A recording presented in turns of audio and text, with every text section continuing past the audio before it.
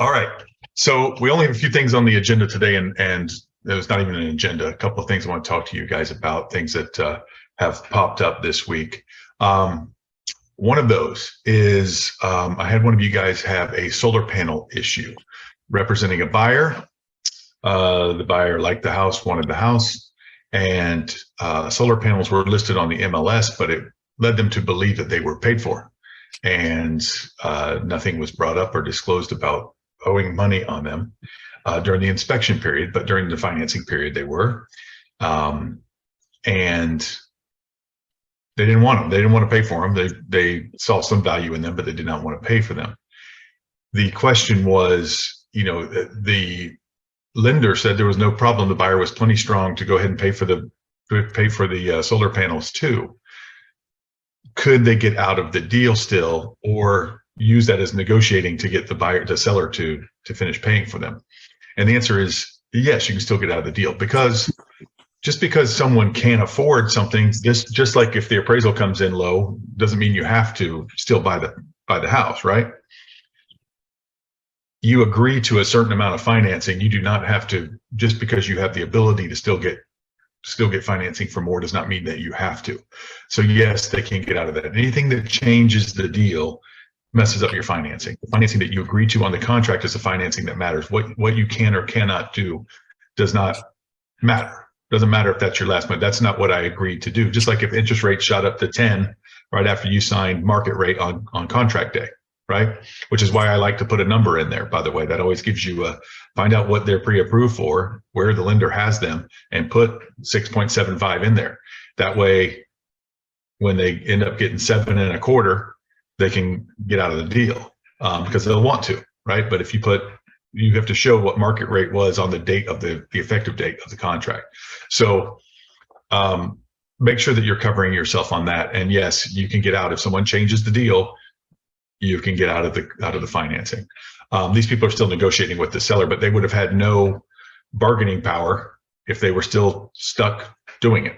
And so the seller has hired an attorney and they're trying to take care of it. It's a whole long story, but everybody's being reasonable about it. But yes, you can get out of it, get your deposit back if someone changes the deal like that on you or add something that you didn't know about. And if they had known during the inspection period, they could have done it then, obviously, or negotiated or whatever, but that wasn't the case. Yes, Tammy. I bet that listing agent looks pretty bad. Do you think? Yeah, I don't think it was her fault. I think it's an elderly seller who wasn't real sure. So when I say elderly, very close to 100. Oh, wow. Yeah, older than me. They were probably taken on those too. Probably somebody. Very, very taken on them. $60,000 worth, and they're not even hooked up. So, yeah. Oh my God. There's a UCC, the whole thing. Yeah. And so part of the deal, once they did that, they said, well, the buyer just needs to get, the buyer just has to assume the financing. Well, that's not, buyer didn't sign up. Buyer didn't sign up for that. So the buyer got a really good deal on the house though, probably also because it's a very elderly client, but so they still may work it out. But that was the issue. Was our agent was very nervous for obvious reasons that their client could lose their deposit because this thing was sprung on them and they didn't notice it during the inspection period. How would you notice it? The inspector is not a solar panel expert either. So that's that. Jacques, did you have something to say? No. Okay, I saw you unmuted yourself. That's how I can tell when you guys unmute yourself that you have something to say sometimes. What is going on with you guys? Tell me, well, first of all, let's talk about the headshots. The headshots are going on Monday in Orlando. The following Tuesday, don't go on Tuesday to Tampa, go the following Tuesday, April 4th. It is not the next day, it is 8 days later. The following Tuesday in Tampa. But next Monday in Orlando, 10 to 12. Guys, even if you think your headshots are okay now or whatever, come get some new ones. See if you like them or not. They're free. So from 10 to 12, when I say 10 to 12, everybody doesn't have to show up at 10, but some people please show up at 10. Don't everybody show up at 12. It's only going to be about 5 minutes a person, and they'll be moving on quickly. We're also going to throw some staff and stuff in there if they have extra time or whatever. I'm sure they will. So please make sure that you get there just in a reasonable amount of time, not right at 12. And you will be in and out of there quickly. If you want to bring a couple of different things, that's fine. A couple of different outfits or whatever, you can go in and go back or whatever. It's fine. They're going to give you 3 to 5 images, and it's absolutely free. Okay. Any questions about that? No. Awesome. What else do you guys have to talk about? Let's go on some other stuff. What's going on with the market? What are you seeing? Or Tammy, whatever you unmuted to say. Hey, can you explain, the commercial deal? He was going to do a single building, but now he's reconsidering that. So he's like, can you find out what the triple net is? Can you explain to me? Because this is so not part of my normal everyday. I know I've heard triple net before, but would you explain it to me like right now what triple net is? Yes. Will you take a pen and write this down? Yes. Okay. I will give you a moment. Are you ready? Okay. Yes, I'm ready. Triple net. You know how both the House of Representatives and the Senate is called Congress together? Oh, yes. Right. And some will say that's a congressman, and the congressman is really in the House of Representatives. Okay. CAM is, people say the triple net, the part of the triple net is called CAM. People will say plus $5 CAM, right? Oh, okay. CAM, the word stands for common area maintenance. That's what the acronym is. But it also, when it's triple net, it also includes taxes and insurance. Anything that's variable, they want to get separated, right? So that way, as an investment, that part changes every year. At FRI, we pay X amount of dollars base rent. It's called base rent. That's the other part. So when somebody says $25 base plus $5 CAM, the base is the base rent, and that's going to change also, but only in a positive direction. It's going to go up. There's an escalator in each lease. It's going to go up 3, 4, 5% a year. So that's base rent. CAM is done separately. They're also called, write this down in quotes, pass-throughs, right? Because you're passing that cost through to the tenant, and that changes every year. It always goes up too. I mean, I say that I've never heard of it going down, but that changes every year. So that is variable. That's not even agreed upon in a lease or anything. No, it's agreed upon. No, there's not a set amount. There might be their amount the first year, but it can change, like maintenance fees on a timeshare, right? It goes up, whatever they say it goes up, but it's all based on not whatever they say.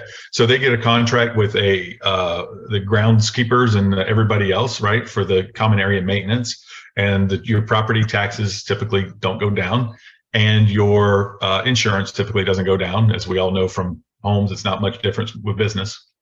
So, but those are things. So you put all that money together and you say, well, it costs, $52,000 to run this building, in 2022. And next year, it looks like the contract we have with the landscapers is going up. The property taxes are going up so they'll estimate it at it was $5 this year. It'll be $5.23 next year. I'm just making that up.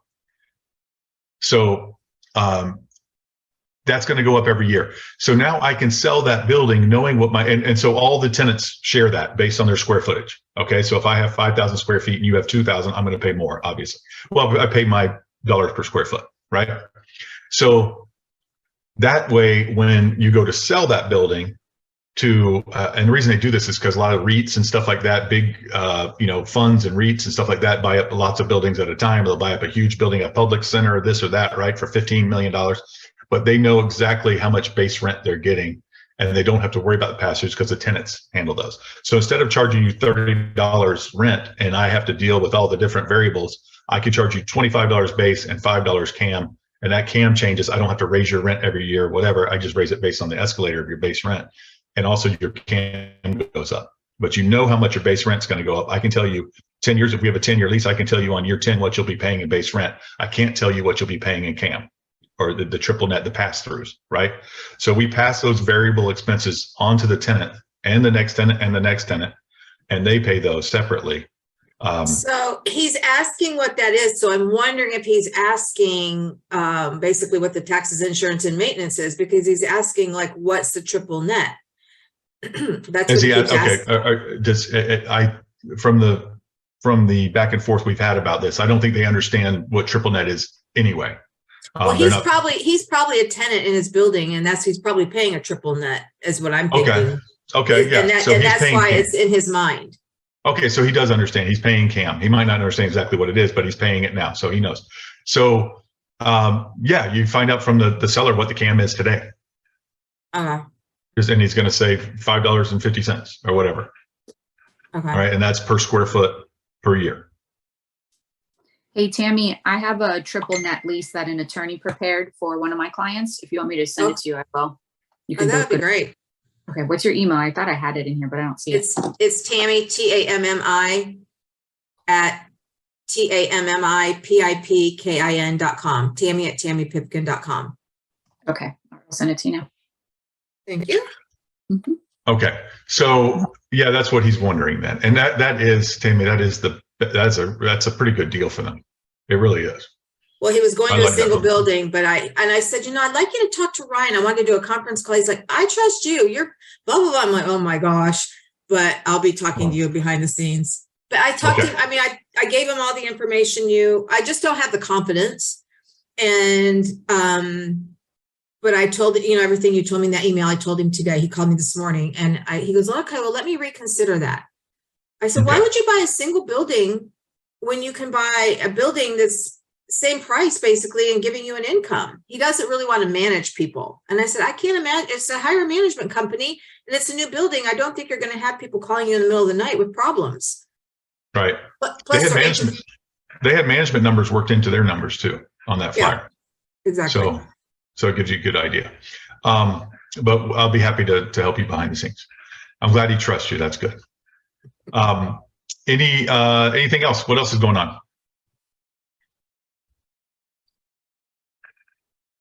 Wow.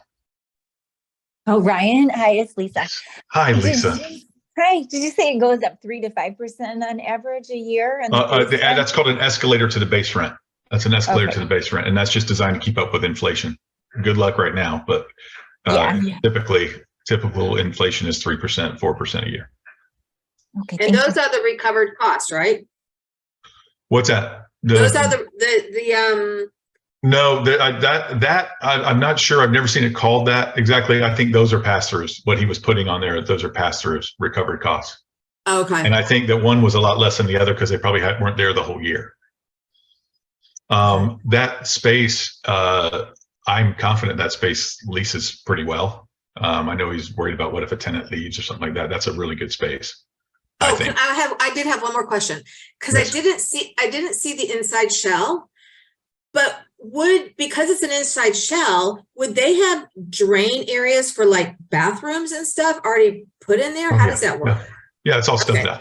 Yeah, it's all stubbed out. Okay, so your design would have to accommodate the stub outs. You're ready to go. You're ready to go. You're ready to put tile and ceiling tiles and floor tiles and framing and fixtures and everything else. You're ready. It's ready to go. Okay. I mean, obviously you can go by there and stick your head in there. Yeah. And certainly look through the window even without an appointment. It's open. And in the contract, do you assign those leases to the new owner? Do you actually have to write that? Yeah. Or that's probably in the contract. Yeah. Okay. Yes, those are okay. So you'll hear in commercial, you guys have sold buildings or sold houses and HOAs and condo associations, stuff like that, where they do estoppel letters, right? Estoppel letters, just for you, so you guys know, in commercial, when you're buying tenanted buildings, are completely different. So don't get them mixed up. They call them tenant estoppels. They call them estoppel letters. That is where the tenant signs that they will be now paying their rent to someone else. They sign the assignment of lease and all that stuff. So when you do that, it's when you get rent rolls, all that stuff during your due diligence of a commercial building. So get your rent rolls, all that stuff that tells you who's paying what. You get copies of the leases. You get all that stuff during your due diligence. That's why they'll make you sign NDAs and stuff like that for commercial buildings sometimes, is because they're about to give you somebody's rent. There's somebody's lease, copies of people's leases. And you shouldn't be just sending out copies of people's leases. So that's that. Is the seller do the estoppel part and provide that for me, the buyer's agent, or do I do that? No, they'll do that. No, Okay. they'll do that. Yeah. Any other questions? That's great, Tammy. So you guys know this is a building in Oviedo on Yeah. a main road. It's a 3 buildings with 4 existing tenants, and one of the buildings, the one that they would be using, Tammy has a buyer who wants to use it for their own business, the 3rd building. So they'd be inheriting 4 tenants.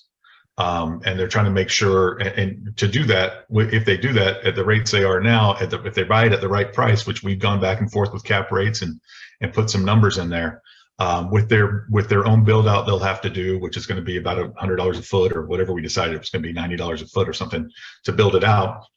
They are going to be paying a mortgage for very little of what, much less than they would if they were renting it. And they're going to have some income coming off the buildings, the other 2 buildings. So it's a pretty good deal. Much better than buying their own building and just paying. Any other questions or comments? But that's where it gets. But that is where it gets complicated. Yes, Angie. Congratulations, Ryan. Your camera looks good. Thank you very much. I wish you hadn't said that, because Exactly. it's a wing and a prayer right now. Oh, it's not new? And I put a Band-Aid on it. I don't know if you. Okay. It's. Band-Aid's working? All right, well, the Band-Aid's working. Yeah. I also wanted to say congratulations to Livette Williams. I don't know if she's on here, but she's a newer agent to our office, and been helping her with some transactions, and she's got 2 under contract right now. So she's doing really well. So I don't know. I can't tell if she's on with all these pages here, but Livette's doing great. I don't see her on here, but I have spoken with her, and yes, she's very excited. So that's wonderful. Congrats to you for helping her too. Any other questions or comments? Hi, Ryan, it's Mandy. Hi, Mandy. I was curious to know if anybody is using or has used Follow Up Boss, if there's any feedback on that. I have Follow Up Boss. Oh, okay. I have everything, and I don't use it. No, I'm just teasing. It is. I mean, that's the truth. I do have Follow Up Boss, and I think it is good.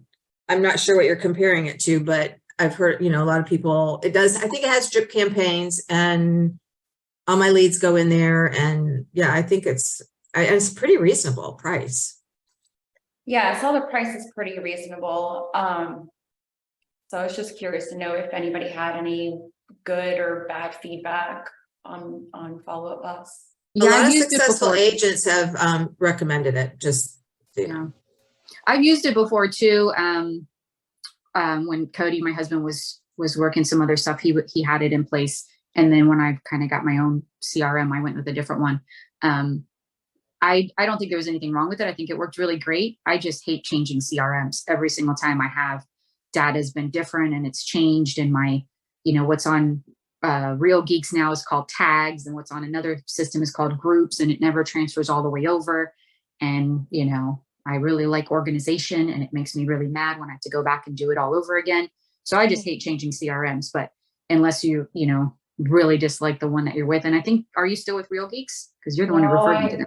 I left Real Geeks, so I'm Okay. trying to find something different now. Yeah. And I don't know, I don't really feel like Real Geeks is that great, but it works. And I do not want to switch again unless, they close down or something, because I just hate the transfer and how it just never works out right. And my stuff doesn't stay organized in the transfer, no matter what you do. As far as how you import it, it just never goes all the way 100% Okay. transfer correctly. So I just don't believe in changing CRMs unless you have to, but Follow Up Boss was good from what I remember. It integrated with a lot of other systems that I have, which was good. And, it worked fine for us. Okay. Thanks, Angie. All right, you guys keep thinking of your questions and stuff. I want to go on a little bit of a tangent here. Let's see, rants and raves. This is a rave. This is a rave for one of our agents who is not on here right now, Christina Rordum. And Christina is doing whatever she's doing with her social media. On her Instagram, I saw she is doing, she'll just go to a restaurant. Like yesterday, it was Rocco's Tacos in the Dr. Phillips area of Orlando. She went there with a friend and her friend's husband and their child, and just to go to lunch and just living her life, but also did a feature on Rocco's. What a great place to hang out. They have vegan menus. Look at the decor, all the cool stuff. It's a pretty cool place, I guess. It doesn't, but that's not even that important. What's important is she's getting out there and doing, you can do daily stuff here, guys, the stuff you're going to do every day anyway with your videos. I was explaining to a newer agent, and you guys have heard me say this before on here, she has a personal page. She started a business page. She hasn't been doing much on there, obviously. She doesn't post a lot of personal stuff either. She does have a lot of friends, but she doesn't post a lot of personal stuff either. So I explained to her, your business page, post on there 3 or 4 times a week at least. Even if it's not, we'll get into videos in a little bit, but articles, Tampa is the #1 market for this, the #2 market for that. Orlando's the best market for Airbnb, whatever articles you can find, stuff like that. Interest rates going up, interest rates going down. Fed looks like Fed's going to raise the rates, all this stuff, right? Post this stuff to your business page, and then once a week, share it to your personal page. Remind people that you're a realtor. Some of you guys, Angie, for example, you don't need to do that. Everybody knows. Liz, I see your stuff everywhere. You guys, you're posting stuff that you're already doing your videos and stuff like that. But the little stuff like that, let them know. Also post personal stuff. Also post, you might not want to post a lot of stuff, but post stuff on there. Post your kids or your grandkids, or post, check in from a restaurant and do stuff like that. Still be a person where you're not just hitting them with real estate stuff, but share stuff from your business page to your personal page. Remind people that you're a realtor, get them to like your business page, etc. Right? The next step of that is videos. And I love what some of you guys are doing with your videos. I love, obviously, every time you show a house, every time you do, guys, take videos, put them out there. That's content. That's stuff that creates engagement. It's wonderful for your business, and it doesn't take any more effort than just going someplace. You guys are going places and taking pictures anyway, a lot of you. So do that stuff for your business. Do features like that. Do walk around, like she did, Restaurant Row, or go wherever you're going. If you're going to the Winter Park Art Festival, you're doing this or that, take video. What a cool place to live, right? All the little things that show what a cool place to live, and get that stuff out there, and use your hashtags to get people anybody looking in Orlando for real estate. Oh, that's a cool part of town. This lady or this guy sure seems to know his way around, or her way around, right? That's the kind of person that I want to work with. And you guys, we have way too many secret agents, guys. People don't know what you're doing. They don't know. You might be killing it, and they don't know, right? Because you're private about it. Who knows how many? It's the ones, and I don't even want to look up their MLS numbers, because I'm sure a lot of them don't do a lot, but at least they're out there working now, and they're out there doing that stuff. And I bet you their MLS numbers improve. I bet you their sales numbers improve by doing this stuff. I know they do. It is there was a great, I'll have to think of the story. There was a great one yesterday that I heard. But yeah, get out there and do that stuff. It is, you've really got to, if you're going to go live your life anyway and meet your friends for lunch, do a feature on the restaurant. Go somewhere cool, Yellow Dog Eats, or wherever these places are. Go do something cool there. Do a little video, make a little video. She put on there, they even have vegan stuff and gluten-free and, all this stuff for everybody. And, what a great place, sell people on it. I just want to go on that little rave there for what Christina did yesterday, because I hadn't really seen that. That's the first time I've seen other people in people's videos. I've seen people do features on restaurants and features on areas and stuff like that. First time I've seen her, like, just her friends who were happy to be on there with their little daughter. So it was a pretty cool thing that I saw, and it's human, it's engaging, it makes you like her as a person, it makes you interested in what she's doing and saying, and oh wow, what a cool restaurant. If I didn't know that restaurant, I'd be like, oh, next time I'm in Orlando, I got to check that out. If I were looking at moving to Orlando, I'd think, oh, that's a cool thing to do, right? So I just want to give a little bit of a rave for that. Anybody else have any ideas? What else are people doing videos about? Anybody got anything exciting going on? Yeah, I totally agree with you. And thanks, Ryan. I feel like one of the things that I've done lately to save time is to multi-purpose a lot of things. Like you said, you're at showings anyways, right? Take a video, even just a picture of the outside of the house with some music behind it, or the stickers on Instagram or things like that catch attention. But then multi-purposing other things that you do too. So your marketing materials, like I have an email that my assistant prepared that's spring maintenance tips for your home. So we send it out to our database and it's an email. So I did a screenshot, screen recording from my phone of me scrolling through that email and showing it. I just posted it last night with some music behind it, but it's just an email with pictures and words. It's not video, but it's a video of an email scrolling through, and it has 177 views already from just last night or whenever I posted it. So just little things like that where you can multi-purpose your marketing. If you make a postcard, take a picture of your postcard and put it on your social media sites. It doesn't have to be super complicated. You could do stuff that you're already doing. You don't have to like go out of your way to prepare video content and have a bunch of fancy stuff. I really don't use anything fancy.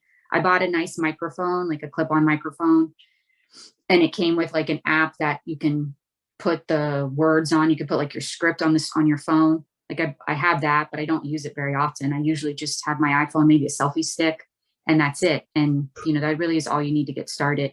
But then multi-purpose anything you have going on. So if you're at an inspection, take a quick video. Ask the inspector if you can take a quick video with them, or just take a picture when you're at, you know, an appraisal, at a closing, whatever it is, multi-purpose what you're doing, and that'll help start your video content and get you going with it. And if you need any help, reach out to me. Awesome. I love that, guys. And I remembered my story. So, and it has to do with that kind of thing. And that's what I wanted to talk about. You know, Angie goes every time, and I've seen your ones where you just take the pictures and you just put little sparkly stickers on them and, you know, all this stuff. And that puts you in your mind, guys, all the time. Well, there goes Angie again, selling houses. She must be good at what she does, right? She's always out there working, always out there selling houses. It just seems that way, right? Just like it seems like your friends are always on vacation and always having a great time, and it makes you jealous and mad. It's the same thing with real estate. It looks like Angie's always selling, and she's a great agent, but it looks like she's always, every day she's selling 3 houses a day, right? From her social media. It looks that way. And you think that, and I bet you when friends think of Angie, they think a successful realtor, right? So yesterday I met with an agent who's going to join us. And she said she's had her license for 9 years, and she's been getting our emails the whole time. Some of you guys joined our company because you got our silly emails, right? She's been getting our emails the whole time. She's seen some of our signs around. She's seen some of you guys for sale signs or some of our for rent signs or whatever she's seen around. She's had her license for 9 years. She's been getting our emails from what she said the whole time. I've been here 8 years. I said, I've probably sent you hundreds of them.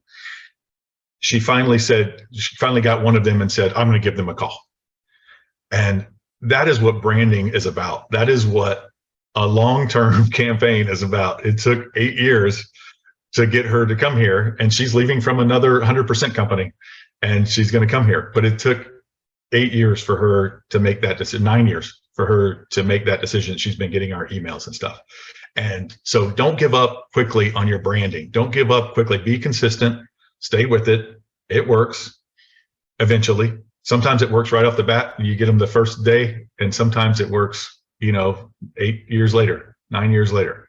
So I thought it was a great illustration of just something being consistent and finally getting through. Or that person just happens to be in a mood. They're finally going to make the switch. They've been putting it off. They're finally going to buy that house. They're finally going to pull the trigger. I guess it is the right time to sell. And we'll talk about that in a second. Go ahead, Tammy. Do you have that automated? Like, is it just automatically go, or do you have to? No, you can time them and do all that kind of stuff. No, we keep refreshing the content and changing the wording and doing stuff like that. Yeah, but yes, you can automate them in that you send them. I mean, I didn't know if you had like a drip campaign for these people, like it was a drip campaign type thing. No, it's more complicated and more of a shotgun approach than a precision approach like you guys would do with people that and stuff. So that is no, but we do time them and stuff, send them out when we want to and all that stuff.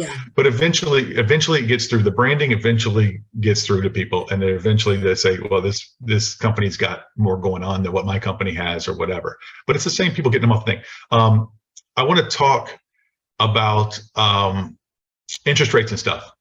Interest rates are not, they're not, it doesn't look like they're coming down real soon, but even as they're going up, there's such a shortage of inventory it's still a good time to sell. We still have buyer backlogs. We still have, I'm hearing about you guys being the one with the solar panels. They were one of 8 offers and to get that house with the solar panels. They got a good deal on it. That's probably why they had a lot of offers. But you guys are, Tammy, you had 112 showings on that one. I saw that. I just did one over in like Brandon or somewhere, an offer, and we were one of 8 as well over there. Yes. Who has put in an offer lately and they're one of multiple offers and maybe didn't get it or maybe got one of that. So everybody's doing that. There's lots of competition out there for buyers. Get your sellers to go. Get them to go. Sorry about that. One of those silly FRI agents probably, and it messed up my computer. Get your people to move. Get your people to sell their house. Now is the time. They're going to get decent rates. I don't think that it's going to be any more of a seller's market in the near future, but it's a seller's market now. So I mean, people argue that's a buyer's market. There's still multiple offers everywhere, especially on stuff a little lower price. I know we've talked about this. Like now is the time to buy. So this morning I was at Pilates, and the instructor is new to the area, and I'm like, oh, do you need a house? So she's like, yeah, but she's like, but I just don't know. There's gonna be foreclosures, and which we know foreclosures aren't any deals, but and the rates, I just really don't know what to do. And she's also going through a divorce, but that's a whole other thing. So I said, no, you just need to buy now, but I don't know really. I mean, those reasons kind of seem good to wait too. So what would you say? Good to wait as a buyer? Yeah. Like, why wouldn't you wait? Why would you tell me to not wait? Why would I tell you to not wait? Because I don't think rates are coming down anytime soon. I don't know. Yeah, I mean, I think they're only going to go up. Is usually what I say. They're probably just going to go up. You don't know. Well, there's your answer. Okay. I mean, unless you can wait, you want to wait 5 years. I mean, what do you want to wait? I don't know.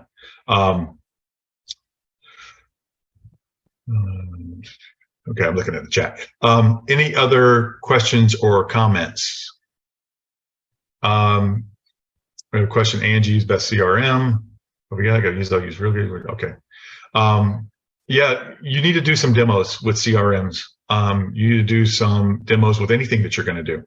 But use some demos and see which ones work. There really is. It's just like with you guys, the way you guys market. There really is no best and worst. It's for that individual person. And which one will you use? Some of them might have a lot of bells and whistles that you don't need or want or won't use. Just like the way you guys market.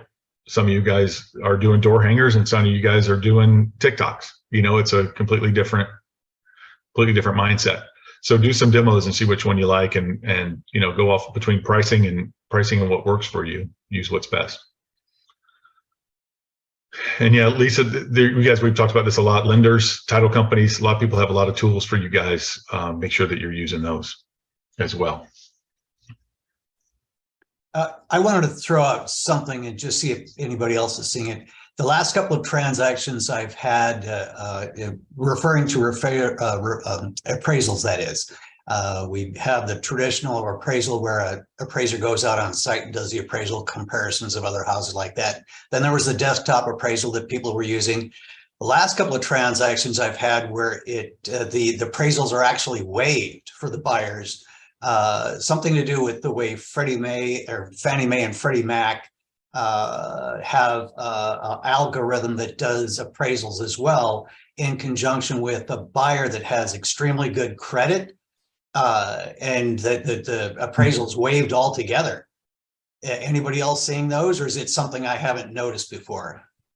I've had that happen before. I don't know that it's necessarily a waive. It's possibly the home value and the buyer's the situation. If they're putting a lot of money down and they can tell the home value is, I think that happens when that occurs. Are they asking to see? Are they asking to see the inspection, Mike? No. Nope. Really? Okay. Nope. Not even No. the inspection. I've so- had it happen. You get the desktop approval, they waive the appraisal. Okay, I've seen that too, but only with them looking at the inspection. So I haven't seen it without the inspection. No, I've never Okay. done an inspection either. And I'm just curious as a buyer, if I was a buyer or helping a buyer and got the appraisal waived, let's say you're a buyer and you go under contract and you go a little high on your offer to the house and it gets accepted, but at the same time, you're hoping, oh, I hope the appraisal comes back and brings the price down. And then the appraisal comes back and says, oh, no, we'll waive it. Underwriters, the lender, everybody says it's fine. I was just wondering if anybody saw that waived, but then the buyer says, no, I'd really like to know what the actual value of that house is. If there's a toss up there, one overriding the other. If you're an agent who makes an offer and you're hoping that the appraisal brings the price down, you're a terrible human being. So if a buyer, yes, that's not how you do business. That hurts my soul that people do business like that, and it just drives me crazy. But I understand that, but the listing side of me just says, go I know, away. but the appraisal, sometimes people hope for that, and that's just the way that's business. Oh, I know, but there was a time back, from 2010 to 2016, where that was a strategy of buyers agents they would over offer and tell their clients, we're going to over offer and we're going to get it lower because of the appraisal. And that's where, as a listing agent, you really need to know what you're doing. And I've had you guys fall for that. And I've had you guys even recently fall for that and do that and say, oh, but this one has an escalator thing. It doesn't matter if they offer you $1 million for this $300,000 FHA deal. It's not going to appraise. It doesn't matter how high they go. That's why you need to know how much the house is worth, how much roughly it will appraise for. And the best thing that you can do when you have any house is get if it's something that has to be financed, is get your seller as close to appraisal as you possibly can, right? You're rarely going to get them over if it's an FHA type deal. Obviously, most of the time they're going FHA, sometimes for credit, but a lot of times because they don't have a lot of money to put down, right? So they prefer, and so their lender said, well, if you've only got 5% to put down, you might as well just do 3.5 and go FHA. It's better, get better deal. It's the best thing you can do is get close to appraisal as possible in those situations. But you guys don't fall. When you have a listing, don't fall for that kind of stuff. Don't fall for the over offer, knowing that it's not going to appraise anywhere near there. They're going to come back to you at appraisal and say, oh, can you cut this down? They're just wasting your time typically. So what I really don't like, let me be clear about that. What I really don't like is going over appraisal and then giving them a seller concession toward closing costs, because what you're going to end up doing is going back to them and saying, I'll lower it, but I'm going to cut that concession. Well, we can't buy if we don't get that money to put down toward the house. Yeah. Well, you just wasted a month of my time, and I'm not letting my seller go $10,000 under appraisal. Right. I have something. I usually ask that when if you're the listing agent. So if this house doesn't appraise, most likely the seller's going to take away this concession. Are they still able to purchase? Mhm. Or do they have to have this concession? Right. That's a good thing to ask. It makes sense. So anyway, Mike, I'm sorry I went off on you there. Go ahead. That's fine, because I'm just thinking that there are people out there, and if I were a buyer, I would naturally think that, but the process that keeps us going is in place. But another thing I've seen on the last transaction just went under contract today is that it was surprised me that the buyers actually came in with money for the appraisal gap. And I didn't expect to see that, but then again, we're in the height of the season. So I think that's a good thing as far as buyers still a seller's market as well. Mm-hmm. Yeah, to some degree. And I had one of you guys ask me recently how to write the thing that we were writing a year ago, like it was nothing, the appraisal waiver. Someone was waiving an appraisal recently. So yeah, that stuff is still going on. Mike, I have a whole thing. I will the next time I see you, I will corner you and tell you my whole thing about appraisals and how it's nonsense. And I hate it's against the free market, and it's against the ready, willing, and able to pay. And it's against all that stuff that drives me crazy. So appraised value is not market value, and it drives me nuts. But, Well, that's if where you, the appraisal gap money comes in handy. well, yeah. That's right. Well, that's what you're agreeing to pay for the property. Anyway, I don't want to get started. You're going to get me started. So don't agree to pay something if you can't pay it, or if you don't want to pay it. Yeah. So that's a whole nother thing. And if you don't believe that, then go get 3 different appraisals. Some of you guys have had listings before. You've had to get them appraised 3 different times because you've had, because they've fallen through for appraisal, and you've had 3 very different appraisals. Right? Or you've had someone and you've said, I can't believe that this is nowhere near my CMA, what this appraised for. It appraised 50,000 low. It appraised, they're never going to appraise it super high because they see the contract. So they're never going to appraise it super high, but they will appraise it super low sometimes. And, but sometimes some of you guys have had appraisals come in 30, 40,000 over contract price. And so I think it shows you appraisals are probably worse than your CMAs half the time, or they just don't have the numbers to show what it really is. You know what it is, but they don't have the numbers to show what it really is. Another thing I want to talk to you guys about, you guys have all seen appraisals and you've reviewed appraisals and you've seen income approach on there. When you do commercial properties and a lot of income producing Airbnb type properties, you're going to want to use the income approach sometimes. I mean, if it's in a subdivision, there's a bunch of other houses, then it's going to be a comp approach. But if it's a different if it's a unique property, you're going to use the income approach. If it's a unique investment type property, a lot of times they're going to use the income approach, and you can use the income approach when you're valuing the property. If you know you're going to sell it to an investor, that's what's most important to them. If they're not going to be financing it, then they don't care about what the appraiser is going to use anyway. But use that. And so it matters what it's rented for. And if that doesn't support the price that you want, if you're on the listing side, if that doesn't support the price that you want, then use comps. But if it's renting for a certain amount after, if your net operating income on it, it's a certain amount, base your price on that. Base your price on what a reasonable person would want for a return, right? So if something's bringing in $50,000 a year, then price it at $500,000, or whatever it is. Well, I mean, I can talk to you about that if you really want to, but just because the neighbors' houses, maybe they're not Airbnb, maybe they're renting it out long-term and they're not getting as much for it or whatever. Well, this one has been, and if you have the numbers to support that, then by all means list it at that and put that on there as put the numbers on as an attachment on the MLS, right? Show your work. And so when they go to look at it, they can say, they go to show their clients, they can say, look, this one's bringing in, and put it in the public remarks, this, net operating income of $50,000 last year. That supports it. Who did that? That raises people's eyebrows, right? Gets them excited.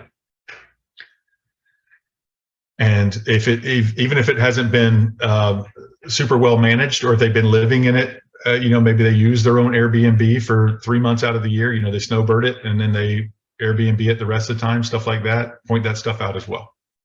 Okay. If the neighbors will give you their numbers, if the management company will give you their numbers, it's stuff like that, get that stuff on there. Any other questions or comments? I have an appraiser that came back a second time. They said that he came back today, and there's for a home that I have listed that's supposed to close on Friday. So I don't know, he called it a re-inspection and file a report today. So I'm like, did you do repairs? The only repair was to attach one electric wall plate. What was what kind of loan is it? Well, it is a hard money lender. I think and they did change it from 20% down for the investor to now they have to pay 35% down. So that was, being changed yesterday. All for an electric plate. I can't believe it. I know. No, that's not what I guess they came out to see that electrical plate. That's funny. Yeah. You know what? You know why they do that too? Because hard money, they just, you are at their mercy when you get a hard money loan. It is disgusting business sometimes, in my mind, and they don't mind charging you for everything, and they'll just keep doing that. A lot of times they'll get, 4 points up front, 13 right now. Gosh, it's probably 15% interest now, and 4 points up front, 5 points up front. It is a nasty way to have to buy something, and they will run you through the ringer on closing costs, et cetera, and stuff like that. Yeah, this guy, the mortgage broker, he's actually getting his real estate license right now. I could see, because I Googled it, because when I went on his website, it said that he was a broker as well. And I'm thinking, well, why didn't this buyer use him instead of this Keller Williams agent that he's not even respecting her? And I think, like, I don't know, they must be buddies or something. So I'm like, I'm praying that this is just going to close in a couple of days. It's just been stressful. It sounds like it will. Sounds like you got this electrical plate thing under control. It should close for you. Did you do that repair yourself, or did you hire a licensed contractor? Oh, well, listen to this. This is another freaking story. I went there yesterday. Somehow the buyer, he's friends with the broker, I think. He got the combination lock. He went in and did it. He went in and changed them. So I changed the combination lock, and I told everybody, and I let her know that her agent, she didn't even know that he went in there. That is mildly amusing, but it's not acceptable. And so make sure the agent knows that and that it's not acceptable. Oh, I emailed her, so I had it in writing. Yeah, if that guy had going in there and doing that very difficult work he was doing, if he had tripped and landed on his screwdriver and stabbed himself, your owner could be sued for that. Just so you know. Electrocuted himself. Yeah, himself, electrocuted himself. I'm sure he was capable of replacing the plate, but if he had dug around in there too much with his screwdriver, he could have been killed or whatever, maimed, and your people would be responsible. And whoever gave him that lockbox code would be responsible. So just FYI, maybe let them know that. You certainly can't have people going in there digging around with electrical plates or anything else. Right. And who knows if he did something to, defect the property, if then they're going to be getting it re-inspected today. Like, hello, he was in there, the buyer by himself. Yep. There you go. So let them know. Let the agent know what happened, and that you're aware of it, and that that's not acceptable. I did. Thank you. All right. And any other questions or comments? You guys have been outstanding today. I had absolutely nothing to talk about today, and you guys have kept us going for a long time. Nothing else? No comments, no questions about the pictures next week? Next week in Orlando, the following week in Tampa? Those of you who were late, don't do it again for the pictures. Anytime between 10 and 12, though. Show up before 11:30, please. Anytime between 10 and 12, you're going to be in and out in 5 minutes per agent. They're going to give you 3 to 5 pictures. If you need to bring a change of clothes, whatever, that's fine. Do some in some clothes and some in other clothes, that's fine. We have restrooms. Anything else? And that goes for both Tampa and Orlando. Tampa, April 4th, which is the following Tuesday from 10 to 12. Orlando, next Monday, March 27th, 10 to 12. All right. Ryan, I have a question. Yes, Sanaya. Yes. Do you know anybody in industrial construction who does warehouses? I know people who do floors and people who do steel buildings and all that stuff, possibly. Okay. Can you email that to me, please? I can. Send me exactly what you're looking for. What do you need? A bid on a They want to metal build building, or what do you warehouses. need? Yeah, they want warehouses built. They want to build them or buy them? Built.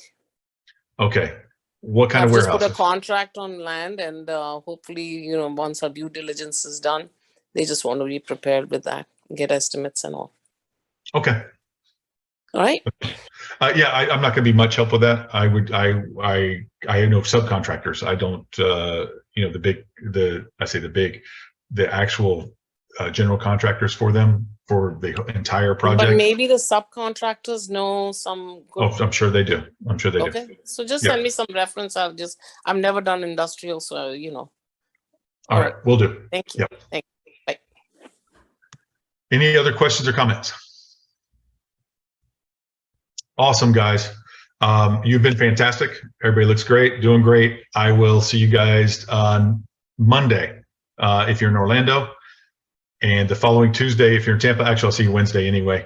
We will have open forum Wednesday, but Orlando people, I'll see you Monday. I'll see you all Wednesday, and then the following Tuesday in Tampa. Bye, everybody. Have a good day.